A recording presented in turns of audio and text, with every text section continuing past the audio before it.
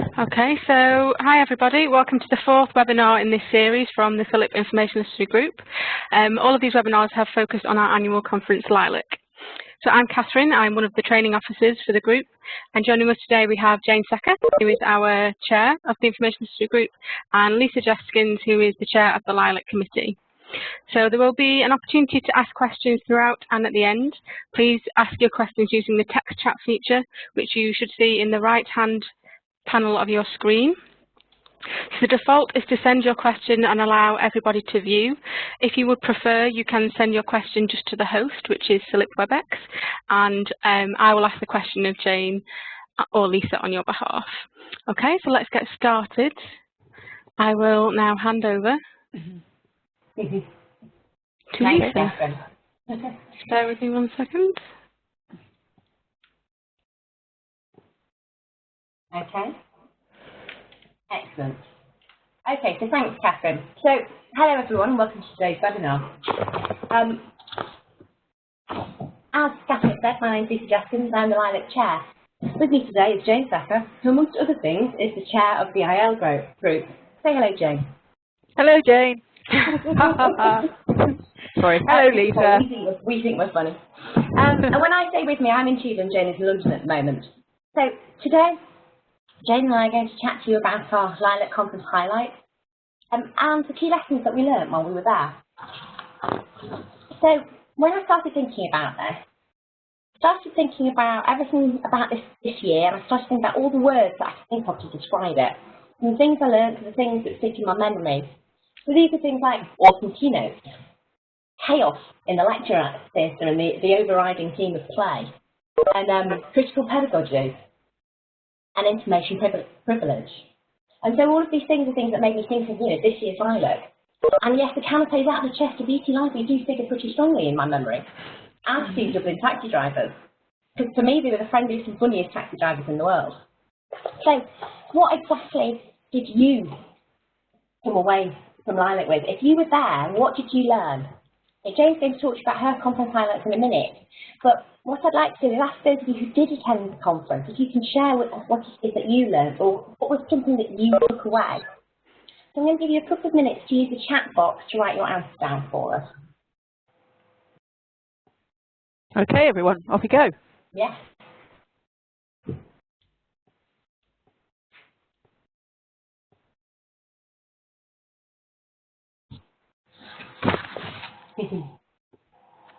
Thanks, Emma. Emma loved Shabu's keynote on mindfulness and metacognition.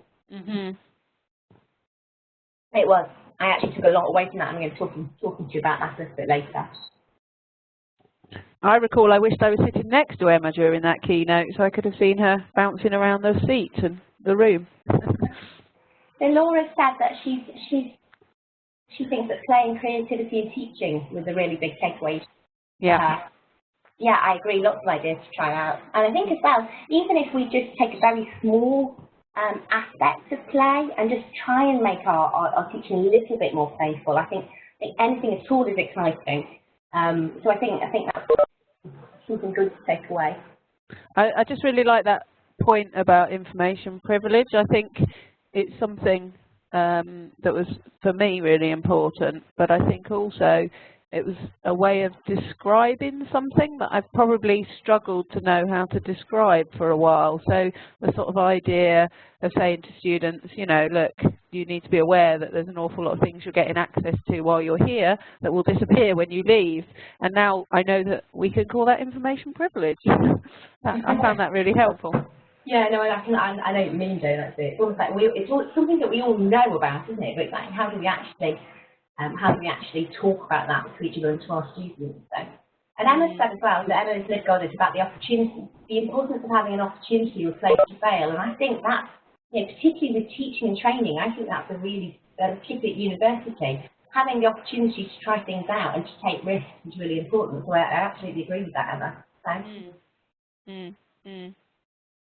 And Linda said as well that she's taken away practical ways to use play in our induction sessions. And I think, particularly in induction sessions, I think you're right, Linda, I think that's absolutely key, because that's their introduction to the library. We don't want to, what was it, Shower said in her book, we don't want to bore them to tears, do we? So I think that's a really, really good point as well. Yeah. Mike said as well, he's only followed by Twitter, but he felt that playfulness and time required to implement the fun seemed key. So, oh, and it's interesting that he felt that's the same as other conferences as well. That's interesting. It's obviously a theme for the year then.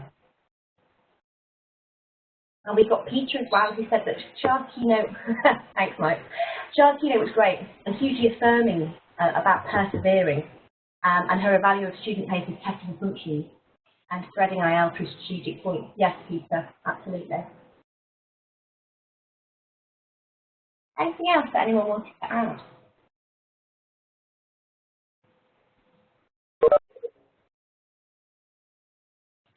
I think that's quite a lot of things that we've got people coming up with, isn't it? So yeah, absolutely.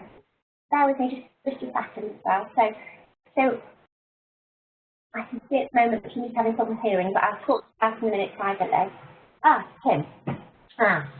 Tim says as well that he felt that Char's keynote was brilliant, and he went to 3 youth panel sessions where libraries were delivering or facilitating sessions on wider academic fields and literacy. yeah. Okay, so it's not just basing things around the library stuff. Yeah, absolutely. So know how at Liverpool and the game-based session at Huddersfield. Yeah. Brilliant. Thanks, Tom. Okay, so shall we hand over to me? Or yeah, I think so, Jane. I think we'll pass it back to you, and I'm going to see if I can sort Peter's issues out with her not being able to hear. So, okay. Go, Jane. Okay. So I was just sort of really struck by quite a lot of what people were saying actually about Char Booth. Really, I mean, all our keynotes were fantastic, but I think Char Booth said so many things. There's so much richness in the notes that I've got, and I was just looking at some of what I'd written about reflection and the idea of how you can become obsessed by the detail of what's right in front of you, rather than kind of, you know, stepping back and seeing the bigger picture. And I think she did that really fantastically well, which is, I think, hopefully what we're trying to do today, sort of a couple of weeks after LILAC, you know, when you're sort of caught up in all the excitement and all the hustle and the bustle and everything that's going on, that now's a really good time to actually sort of see what it is that's stuck, and see what it is that you know is actually really worth holding on to. So I'm talking about the C. I don't know if anybody has read my blog post I wrote. We were going to do a panel session at the end of LILAC, and I think many people were quite concerned about getting to the airport in light of what happened in Brussels. And so I'd actually written some notes because I started writing words that came to mind when I was thinking of all the topics we thought of, and I noticed they all began with the letter C, and then I started talking about the sea or the ocean, and whether information literacy was sort of had some analogies with the ocean, this idea that you know, it's got real depth, I think. And for somebody who's been to every LILAC conference for the last 12 years, I just see that the conference just kind of keeps getting, it just goes on and on. It's so much deeper than you thought it could be. There's a lot going on at the surface, but it's sort of really, I think information literacy is a subject that has got real depth. So that's my sort of slight sea analogy, although obviously the sea in the ocean doesn't begin with the letter C at all. Some of the sort of words that I noted, and people have mentioned some of these already. So creativity, we've had it as a theme at LILAC for quite a number of years actually, but I think it really was something that came through very strongly, particularly with Nick and Alex's keynote. And a lot of things around fun, around games, about, you know, kind of really being quite creative in the way that we're teaching information literacy. So creativity was my first C. And criticality was, I think, another thing, which again, I was on Lisa's slides as well. It's something I think this is really starting to be talked about quite a lot more in the information literacy field. sort of showing how the discipline's maturing. So whether we're talking about critical literacy, whether we're talking about critical pedagogy, I think it's just critical what we're doing. So criticality was the word I used, and collaboration. I think one of our attendees has mentioned this idea. Tim Leonard has just said about sessions where people are developing and delivering sessions on the wider academic literacies, and I think collaboration. We've talked about it. I can probably remember going back to one of the first LILACs where it was sort of this idea that librarians must collaborate with academic staff, but it's not just about collaborating with academic staff, it's collaborating with other professionals, it's collaborating with students, collaboration is just really important. Community, I'm going to say more about community on the next slide, but I think we have got a really, really strong community, probably what you might call a community of practice. Some of us, do research, but I think what's at the heart of it is a community of practice. My next C is a capability. So we had James's keynote on digital capabilities, but I think what we're thinking about, our own capabilities, the kind of way that we develop and learn how to teach and learn to kind of deepen what we're going to teach about. Alan Carberry did a couple of really fantastic sessions, which, particularly the one where he was talking about teaching students about social justice, and that really resonated with me. But I think there is an issue there around capability, because it's not certainly something, I asked him a question about this, it's not something that I think everyone would feel comfortable teaching about, and it's a bit beyond searching a database. Challenge, I've got challenge on there, and there's I think there's still lots and lots of challenges, and I think that lots of the things potentially that we might be teaching people can be quite challenging. But I think for me now's a real sort of time for librarians to be very bold and to start to sort of to kind of have much more confidence, and maybe that's another C I hadn't put on there. My last one related to my own personal interests, which obviously related to a session I was delivering about copyright literacy. But I do think that it relates to the questions about information privilege, I think, and how information is protected in some ways, why you can get access to certain bits of information and why you can't always share information. I think there are real issues around intellectual property that are very tied up with information literacy. Okay, I mentioned community, and I have a sort of whole slide really, I think, and lots of thoughts about the information literacy community. I think I was hugely excited with the number of people I spoke to this year at LILAC who'd never been before, who were, perhaps quite new professionals.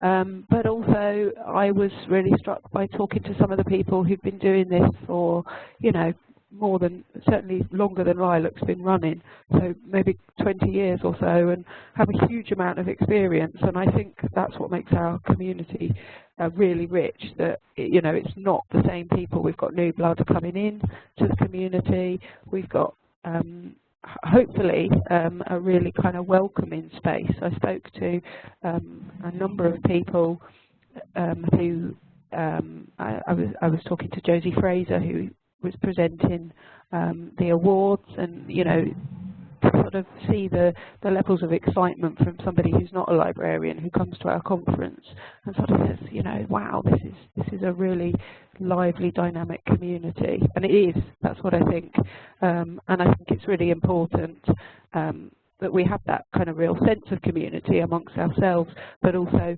that we do try to bring others into it. So with that kind of thought in mind, I guess one thing that for a long time was, you know, being on the LILAC committee for many years, we talked about as well, is the kind of, you know, the inclusivity. And we have a very big L at the start of our conference, and I think we all know why we have that really big L, because many of us are librarians. But what does it say if you come to LILAC and you're not a librarian? Does that say this is not the space for you to come? Does it, you know, does it feel a bit awkward? So I'm not proposing that we remove our L, because I think LILAC's a beautiful colour and it's a wonderful acronym. But I do think that it's something we should continue to talk about, and to continue to see how we can bring other people who aren't librarians to you know, to come and share with us, and share what they know, and have a good time. So, okay, I think I might be handing back to Lisa at this point. Yes. So I'll move on to your slide, Lisa, and that's enough from me for the time being. Thanks, Jane. I love this picture. It's one that Rosie James took. And I just thought it was really emblematic of my first conference highlight. Like my conference highlights for the year, it has to say were our keynotes this year. I was really impressed with all of them, and I learned loads. And like I say, I love this particular image. I mentioned chaos earlier, and I think that this image really captures the energy that was in the room during Nicola Whitnall-Mosley's keynote. And I think they did an amazing job of showing sort of how we could introduce even just a bit of play into our teaching, which is the thing I was chatting about earlier, and I think that's really important. One of my favourite tweets from this keynote was actually from Woodley Girl. Hey, Laura. And she actually tweeted during this session, I have no idea what's happening right now, but it's epic, which I thought really encapsulated what was going on, and the chaos that was in the room, and the energy and stuff that was going on. So I thoroughly enjoyed this session. I was hoping that this inspired people to take that, and it looks like it has for the people that joined us today, take that little bit of play into their sessions as well. And obviously, we've all talked again about Shah's talk, and some of my favourite slides were her heinous trauma ones. Oh, sorry about that, guys, trauma one. And one of the things that I thought, you know, I thought she was inspirational. I thought she was awe-inspiring, and you know, Alan Carberry was completely right when he introduced her as a rock star. And I took so much away from this keynote, and I've already put some of it. I've already put some of it into practice. Yes, Emma, this is the dynamometer of heinous trauma.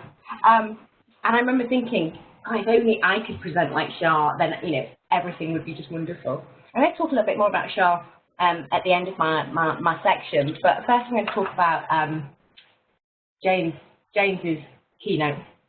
And I really enjoyed James's keynote on digital capabilities, and I shouldn't sound so surprised, but I am. And the reason that I'm surprised is that I went to a 2-day conference last year on digital capabilities, and so actually I know quite a bit about this GISC programme. Yet I managed to learn new things and was entertained throughout, which, considering how much I already knew, I thought was quite a feat actually. It was engaging and it was interactive. I love the fact he scheduled his tweet to appear while he was talking, and the fact that he got us to interact and answer questions by getting the whole room to stand up and sit down, I thought was excellent. And it really sort of resonated to me that this is one of the things that I think about, you know, we all think about when we're planning LILAC. And one of the things I'm particularly passionate about is trying to get really impressive keynotes. And it's not just because I want you to be introduced to some great new content or a great new project, or even to hear radical ideas about IL. And, you know, don't get me wrong, it's all of those things, obviously, but it's also, you know, I want everyone who comes, you know, their teachers as well. And I want them to see really great examples of presenting and teaching, because I want them to have a look at the people that they're watching and think to themselves, I want to teach like that. And then I want them to go away, and I want them to make it happen. And so I just thought, you know, the fact that they had such excellent and so very different keynotes was really great for everyone to see. The other thing that I really enjoyed was the Legatus-on. And I hope, thanks Laura. Laura's just saying that she felt that the keynotes really made the conference for her. Very, very different but all very inspiring talks. Thank you, Laura. So yes, this is where we hope that Nigel Morgan isn't listening and that I haven't butchered the pronunciation of Legadothon. but I went to the Legadothon and, you know, it was great. I loved all of the ideas that I saw. I loved taking part in the game. And I felt that the innovation that I was seeing really continued the theme of play for me. That I felt round throughout the whole conference. And I really can't wait to go and see what happens next year. Because this year was our inaugural Legadothon. You know, what's going, you know, and it was exciting, but what's going to happen next year? Well, when everyone knows a little bit more about what we're trying to achieve with that, you know, we're trying to promote innovation, we're trying to get people to come up with, you know, off-the-wall ideas, and I'm hoping that, you know, this can run and run our Legadothon. So, the other thing that I wanted to chat to you about was, you know, I said, you know, I found Char's talk inspiring. And one of the things I wanted to talk to you about was that one of the key ideas that I took from her keynote was about sharing your rationale when teaching. And I really liked this idea of highlighting your thinking to students and explaining the decisions that you make, because me as a trainer, I found that it really resonated and fits perfectly with Noel's theories of adult learning. So Noel talks about teaching being more about collaboration, and the student-teacher dynamic should be more one of equality rather than master and pupil. And so I felt that what Char was talking about really fitted in with this. And so last week I was developing a course with my friend Claire Bradshaw, and we spent the day talking about a new course about personal effectiveness, managing your talent, that sort of thing. Can you tell we've not decided on the title yet? But essentially we spent the day course designing. But before we started, I gave her a rundown of the conference, and, you know, a little bit like today, you know, talked about what the highlights were. So I was telling her about Char's keynote, and I was particularly talking about talking students through the process. And so we got to a section where we were sort of struggling a little bit ourselves, and we were trying to flesh it out. We were trying to flesh out the section on confidence and what confidence is. And so we started a question and answer process where Claire was trying to get to the bottom of what confidence was, but more to do with what it actually meant for me. So the picture that you can see in the slide is actually the mind map of that conversation. And so this is what we were doing. She was asking me all sorts of questions. And what does it look like? You know, what does it feel like just before you become more confident? What is happening as you start to feel more confident? And these are the questions that she was coming up with and drawing answers out from me. And when we finished it, we realised that actually this could be a really useful process for our students to go through. And so we've now got an entirely new section on confidence, which includes this mind map. And we're going to talk to them about the narrative behind it. You know, we're going to tell them the story. So we're going to share our experience and tell people how it felt to do, and talk to them about that it wasn't necessarily an easy thing to do. Because actually, you know, it took that something that trains a lot, and I still found it quite difficult to get to the root of what I felt confidence was for me. So this is what we did last week, and actually it's one of my favourite sections of the workshop, and I'm really pleased with it. So that being said, that's one of the things that I have done with some of my LILAC learning. You know, I've already put something into practice. But what I was wondering was, is there anything that you've done? You know, have you put something that you learned into practice? Have you had a quick win since we were in Dublin? And I was just wondering if anyone wanted to write their answers down in the chat box to share with the group. Yeah, that would be great. Be really good. Did you want me to share my idea, Lisa? Yes, please. So I had a meeting last week with an academic who's putting together a course proposal, and okay, I've moved my mic to try to make it not quite so loud. Is that better? Just checking if you can all hear me okay. Right. I can hear you a bit better now anyway, Jane. So. Okay. So I had a meeting with an academic who's putting together a new course proposal, an absolutely fascinating topic of technology and justice. And we actually talked, as we probably ordinarily would, about the idea of how you could embed some information literacy into the course. She's really interested in using Zotero and getting students to sort of add to the reading list and find material themselves.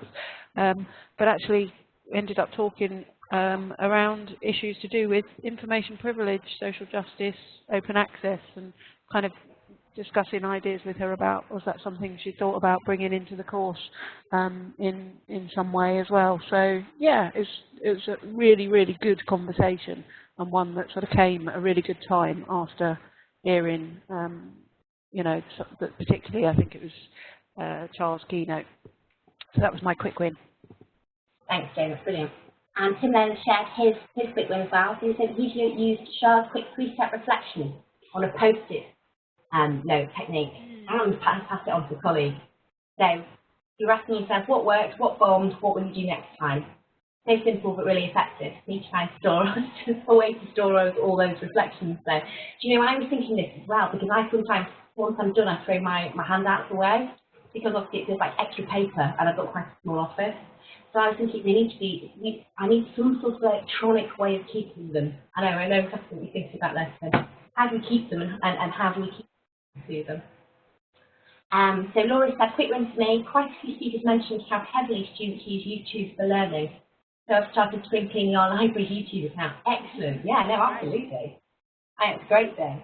I think it's one of those things that, you know, they use it almost as much as Google for looking for information. So, you know, thinking about that, they're getting out there.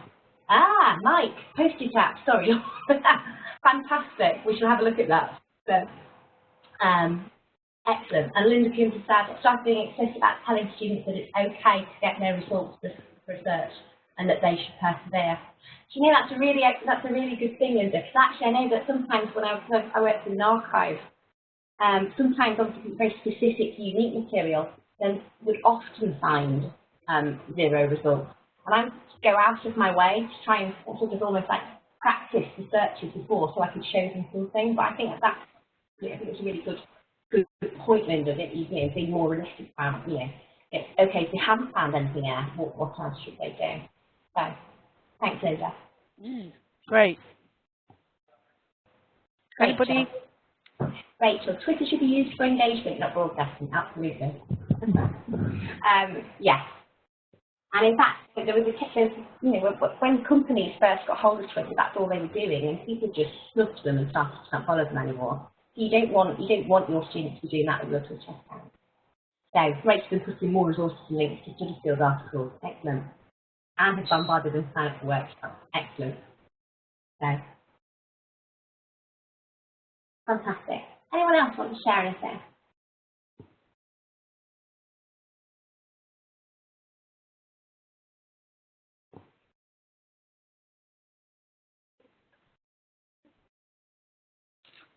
Okay.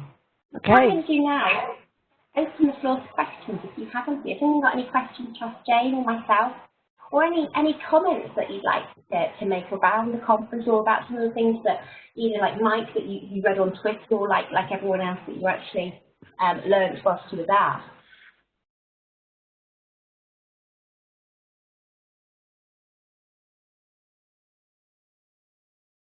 I think one of the questions people say to me is, oh, how was it this year? Was it better than last year? And things like that. And I find that's such a difficult question to answer. Every year there's, you know, LILAC's an amazing experience, and every year for me it sort of feels like it's just ever so slightly better than the one before. But that's been the one thing. People have asked me quite a few times of how did it compare, but I think there was really, really good buzz, and we had really strong keynotes, and I think what I was talking about the sort of depth of discussions that people were having, I felt things have moved on quite a bit from sort of even 5 years ago, which I was reflecting yesterday, Emma. It was 5 years ago that we worked together on our information literacy curriculum, and I think, you know, we were starting to talk about collaboration and academic literacies and broadening information literacy, and I think 5 years later we're really starting to see that is actually happening in reality, sort of, and all around the world as well, which is really exciting for me. Yeah, and the thing that I'm finding really exciting is the fact that, you know, in the early days, it was all about the nuts and bolts of teaching, and now we're talking about critical pedagogy. And you know, I think that it's almost like a leap forward onto the moon that I think absolutely it's fascinating for us. And like you said, there seems to be more talk around and opportunities for collaboration between libraries. Yeah, I absolutely agree about that as well. I think, yeah, I think it's really important that, and I think we're all seeing the benefit of not reinventing the wheel, and the fact that we can get more knowledge and more expertise from collaborating. So, Catherine's asked, were there any themes for abstracts this year? Did you see that as a benefit? Now, as somebody that looked at the call for papers, I actually did see a benefit, and I think what I've been worried about previously is that sometimes our themes, pigeonhole people to specific topic areas, and that's what we wanted to stop this year. We just wanted people to be almost like a slidey-free sort of scenario. And I think we actually got lots and lots of exciting stuff through, which I thought was fantastic. And the other thing that was great was actually the themes almost created themselves. So for me, criticality and play were the overriding themes of the conference. I don't know what anyone else thought. Did anyone else miss the theme? Did anyone else see it as a benefit themselves? Or was that just me as thanks, Catherine. But I was wondering if anyone else, what does anyone else think about the lack of themes this year? I suppose the one thing I would say is that if there is an area where we want to encourage discussion, like around, I mean, maybe we don't need to do it because it sort of is, to do with the way the community's kind of developed and people's greater understanding of information literacy. So maybe that's, in some ways I feel that the reason we had themes before was to help people think about things like creativity or, I'm just trying to think of some of the, I think we did have a games-based learning theme once quite a few years ago actually, but areas when they were quite new, we were thinking let's see who's doing work in this area and get them to come out. But maybe now there's just a lot of excitement and there's less need to do that. I mean, one of the things that I think could be a benefit again was once again thinking about, we had a health literacy theme one year, and we do struggle to sort of appeal to wider sector librarians and information professionals. So maybe we have one theme, and I want to say one theme, I don't mean for the whole conference, but almost like a special theme, almost like a special edition perhaps. Yeah. I'm not sure, I haven't quite thought that through yet, but do you think we could have a schools theme, and inviting specifically some school librarians to talk about what they're doing? So. I just see Tim's made a comment about ethnography and user experience being a theme. I think that's another, that's a kind of a very sort of hot topic, isn't it, more broadly in libraries. So, but I think he is agreeing with us that it's good that it wasn't, that we're kind of keeping it a bit more free form so that people can come up with things. Like Laura was saying about we're not shoehorning people into established things. That was exactly what we were thinking about. And Ellen said that things as a community we're now better being in touch and maintaining special conversations. Yeah, you're right actually, and that's possibly why people are saying that these are the things that are coming out. So because we do talk to each other more, because we are networking either in person at other conferences or on social media, we are talking about things. So our work does tend to gravitate around certain areas anyway.